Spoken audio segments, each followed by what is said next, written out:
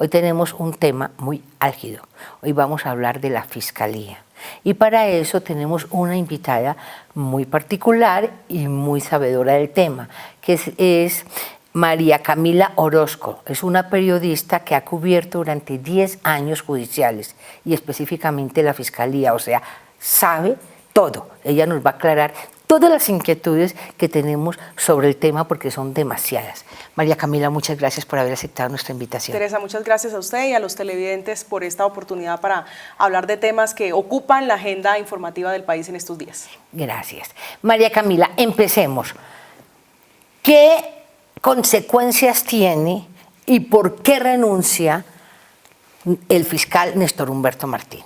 Veníamos en un proceso desde el año pasado cuando por una orden de captura internacional con fines de extradición se captura al ex jefe de las FARC, Jesús Santrich, por el supuesto envío de cocaína, 10 toneladas de cocaína hacia Estados Unidos. Era un proceso que venía impulsando la Fiscalía del exfiscal Néstor Humberto Martínez, en cooperación judicial e internacional por tratados que desde hace mucho tiempo, años atrás, tiene Colombia con Estados Unidos. Ya habíamos visto la encrucijada, choque de trenes entre la JEP y la propia Fiscalía por la disputa en el sentido de si la Jurisdicción Especial para la Paz, que fue la justicia especial que se creó como consecuencia de la firma del acuerdo de paz entre el gobierno y la guerrilla de las FARC para ponerle fin a un conflicto, tenía o no la facultad para decidir si era o no viable la extradición de Jesús Santrich. Pues lo que vimos la semana pasada fue que la JEP negó esa extradición, asegurando primero que no había pruebas,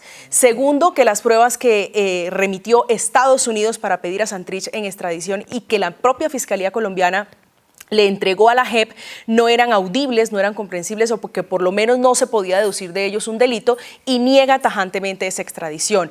Eso tiene como consecuencia una reacción que fue inesperada para muchas personas, incluyéndome, pues acudimos a la Fiscalía a buscar una respuesta del entonces fiscal Néstor Humberto Martínez, quien sale, da su declaración a la prensa y sorpresivamente renuncia irrevocablemente a su cargo. Estuvo 3 años al frente de la Fiscalía, dice que es una renuncia que se motiva porque no va a ser cómplice de una decisión que desafía el Estado de Derecho, que pone en jaque los compromisos internacionales de Colombia en materia de extradición, porque en lo sucesivo se abre una puerta para que las personas que reincidan en el delito como narcotráfico, secuestro y extorsión puedan convivir con la reincidencia y los beneficios de la Jurisdicción Especial para la Paz. Bueno, viene esto, dentro de lo que tú estás diciendo, o sea, no había pruebas y por eso la JEP, o sea, legalmente, o sea, jurídicamente, como no había pruebas, no tenía por qué extraditarlo. Pero las pruebas salen al otro día que la JEP dice que queda libre. ¿Por qué? ¿No hay algo raro ahí? Uno se pregunta si no habrían pruebas y Estados Unidos no tenía y la Fiscalía no tenía y luego sí aparecen, aunque ya habían mostrado unos videos. ¿Qué pasó ahí? Aquí lo que pasa es que Estados Unidos inicialmente, cuando solicita la captura con fines de extradición, como ya les venía contando, envía una serie de pruebas, entre ellas varias interceptaciones donde se escucha a una persona que no ha sido identificada todavía en el proceso, hablando con Jesús Santrich en otra interceptación donde aparentemente se hablaría de Jesús Santrich, a quien le dicen Trichi, y estarían hablando aparentemente, y digo aparentemente porque nada está probado. Uno puede hablar de cosas probadas cuando ya un juez ha sentado su posición frente a un proceso penal. Y en este caso se habla de alias Trichi, y la justicia norteamericana y la justicia colombiana deducen que sería Jesús Santrich. ¿Qué le entrega Estados Unidos a la Fiscalía colombiana para decirle necesito que capturen a Jesús Santrich? Les entrega unas interceptaciones, les entrega un video donde se ve a Jesús Santrich, al señor Marlon Marín Marín, que es el sobrino del ex jefe guerrillero alias Iván Márquez, con otras 2 personas que una de ellas tiene un acento mexicano y donde estarían aparentemente negociando el envío de un cargamento de 10 toneladas de cocaína.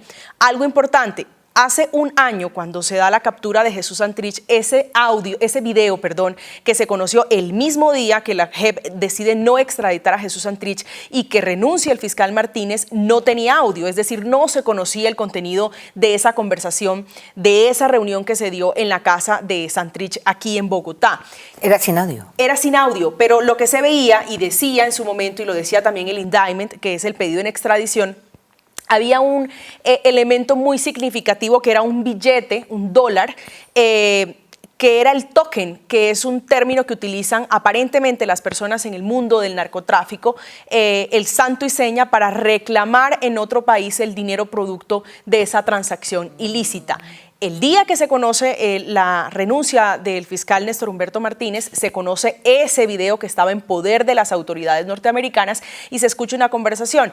Brevemente, ¿qué se escucha en esa conversación? Se escucha a Jesús Santrich hablando con otra persona que son colaboradores de la DEA. Ellos aparecen obviamente con blur para protegerles la identidad y se escucha hablando de que la mercancía tiene que ser de la misma calidad de los 5 kilogramos anteriores. ¿A qué se refieren con eso? Y eso es muy importante en la investigación. La Fiscalía de Colombia y la justicia norteamericana creen, o están convencidos más bien, de que antes de esa reunión que quedó grabada en ese video, hubo otra reunión donde se entregó una muestra de 5 kilogramos de cocaína. Esa cocaína, dice Marlon Marín, la consiguió aparentemente Jesús Santrich con las disidencias de las FARC. ¿Por qué ahora sí aparece con sonido y antes no? Inicialmente, cuando se conoce la captura, es decir, hace un año de Jesús Santrich, se le explicó a los medios de comunicación que era decisión de la justicia de los Estados Unidos poner a disposición de Colombia las pruebas que consideraba suficientes y necesarias para pedir la extradición. Era un video que estaba en cadena de custodia, como se podría decir en Colombia, y que Estados Unidos no entregó con audio, o por lo menos no se conocía con audio hasta entonces. Se conoció el día que renuncia el fiscal Néstor Humberto Martínez, se conoce el día que la JEP decide negar la extradición de Jesús Santrich. Aquí hay algo muy importante, y es que tanto la Fiscalía como algunos sectores políticos han dicho la JEP no tenía por qué pronunciarse frente a si era o no viable la extradición, sino si los hechos fueron cometidos antes o después del 1 de diciembre del 2016, es decir, antes o después de la firma del acuerdo de paz. Este es un video que es considerado por la Fiscalía la prueba clave, y digo la prueba clave porque es el único tal vez elemento, como dicen los fiscales, material probatorio que evidenciaría lo que sería el envío de cocaína hacia los Estados Unidos. Repito, ¿qué se ve en ese video? Jesús Santrich con el señor Marlon Marín, sobrino de Iván Márquez, otras dos personas que son colaboradores de la DEA, hablando de una mercancía que tiene que ser de la misma calidad de los 5 kilogramos pasados. Bueno, entonces todo esto convoca a la renuncia de Néstor Humberto, ¿no es cierto? ¿Qué deja y las consecuencias que vamos a tener nosotros con Odebrecht y el caso Matos y Santrich con la renuncia de Néstor Humberto? Pues voy a arrancar por el caso de Jesús Santrich. Una vez renuncia Néstor Humberto, que es una renuncia irrevocable ante la Corte Suprema de Justicia, la Corte estudió hace unos días la renuncia, la acepta. El fiscal estaba en una licencia de 5 días que se la concedía el jefe de personal de la misma fiscalía, y en lo sucesivo lo que había era un fiscal encargado.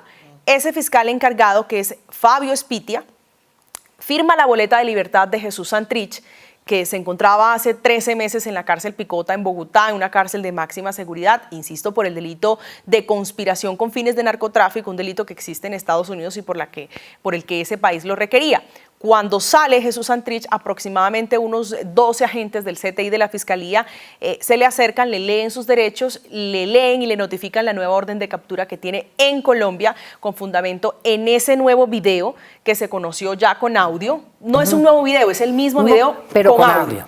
Que se conoce. Que aclara lo que estaba pasando, sí. Antes no se sabía. Por lo menos da luces de lo que aparentemente estaría hablando Jesús Santrich. Le ponen en conocimiento, le notifican su nueva orden de captura y lo trasladan a la Fiscalía, donde estuvo o pasó ese fin de semana, sufrió un quebranto de salud, intentó quitarse la vida a Jesús Santrich. ¿Qué viene ahora y qué deja Néstor Humberto cuando se va de la Fiscalía? Deja un nuevo proceso, ojo, en la justicia ordinaria.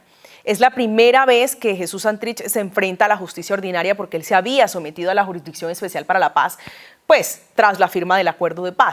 Claro. ¿Qué queda en Colombia y qué deja Néstor Humberto Martínez en materia de Jesús Santrich? Un proceso por el delito de narcotráfico y concierto para delinquir con fines de narcotráfico en Colombia, y que ya han dicho los expertos no es incompatible. En derecho hay una cosa que se llama non bis in idem, que no traduce otra cosa sino, es en latín, y que no traduce otra cosa sino es el doble juzgamiento, que no te investiguen o que no te juzguen dos veces por los mismos hechos. Claro. La defensa del señor Santrich ha dicho, y lo dijo al término de la audiencia, que a él lo están investigando por los mismos hechos porque, a pesar de que hay una declaración diferente, son los mismos hechos, es el mismo procesado, en fin. Ya hay jurisprudencia de la Corte Suprema en ese sentido, y los expertos en derecho penal dicen que en el punto exacto, en lo que tiene que ver con la extradición, debe haber una sentencia ejecutoriada para que se dé ese caso de non bis in idem, es decir, para que usted pueda decir que lo están juzgando o investigando dos veces por el mismo hecho. Ahora, ¿qué pasa con Odebrecht? Bueno, Odebrecht es un proceso complejo, es un proceso que es una bola de fuego que parece consumir mucho de Colombia. Tocó tentáculos, sus tentáculos llegaron a niveles insospechados. Veíamos al fiscal ad hoc saliente, Leonardo Espinosa, explicar esta semana lo que deja. Pero voy a partirle esta historia en dos. Lo que deja Néstor Humberto, deja una investigación que tiene procesados senadores, que tiene procesados empresarios, me refiero contratistas, que tiene con orden de captura a algunos empresarios brasileños que no se ha podido llegar, o que la justicia colombiana no ha podido llegar a ellos con contundencia, y que es necesario porque fueron las personas que repartieron más de 80 millones de dólares en coimas en el país, en sobornos para quedarse con las obras más importantes. ¿Cuáles? Me refiero a la Ruta del Sol 2, que es una de las obras viales más importantes del país. El fiscal ad hoc, que fue una figura que se creó hace 5 meses a raíz de los impedimentos que tenía el fiscal Néstor Humberto Martínez y que fueron aprobadas por la Corte, o reconocidos más bien por la Corte Suprema de Justicia, se llevó 3 líneas de investigación. ¿Cuáles? El caso de las coimas, es decir, de los empresarios que repartieron, los empresarios que lavaron en Colombia los dineros de Odebrecht, el caso de las exministras Gina Parodi y Cecilia Álvarez, y un caso adicional que está también relacionado con el pago de sobornos. Durante 5 meses esas investigaciones no estuvieron, por decirlo de alguna manera, bajo la tutela o bajo la custodia de Néstor Humberto Martínez, sino del señor Leonardo Espinosa, que era el fiscal ad hoc, una figura que se crea para suplir ese vacío que no podía cumplir o llenar el fiscal Néstor Humberto Martínez y su vicefiscal María Paulina Riveros, porque había serios cuestionamientos frente a su participación y relación o posibles intereses personales en esos procesos. El fiscal ad hoc ya desapareció esa figura. Una vez la Corte Suprema de Justicia le acepta la renuncia al señor Néstor Humberto Martínez, entra la figura del fiscal ad hoc a desaparecer. Esta semana tuvo su primer encuentro con la prensa porque había sido una persona esquiva, una persona trabajando de manera muy reservada. Y hay que decirlo, su primera actuación, ¿cuál fue? Fue reabrir un proceso importantísimo, que no se trata de otra cosa sino el de las exministras Gina Parodi y Cecilia Álvarez, que están investigadas por la firma del COMPES en el 2016, si no me falla en la memoria, para la ampliación de la ruta Ocaña Gamarra, de la Ruta del Sol, que se quedó Odebrecht y que dice la Procuraduría, y la Fiscalía en su momento lo creía, habría beneficiado los intereses económicos de la familia de la ex senadora Gina Parodi. Era una investigación que había cerrado la administración de Néstor Humberto Martínez porque no había pruebas, y que reabrió el fiscal ad hoc, que ya ha dicho sorpresivamente que está lista para imputación de cargos, es decir, para vincularlas formalmente a una investigación.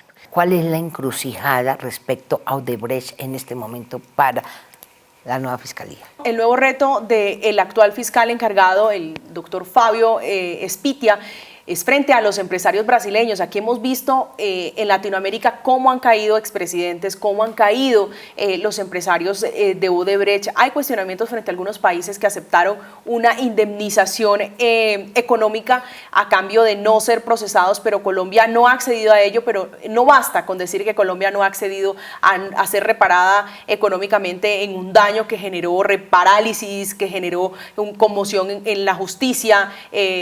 yo creo que es necesario que, como dicen coloquialmente, se pongan la 10 realmente y hagan que los empresarios brasileños respondan a la justicia colombiana por repartir, ojo, más de 80 millones de dólares en coimas.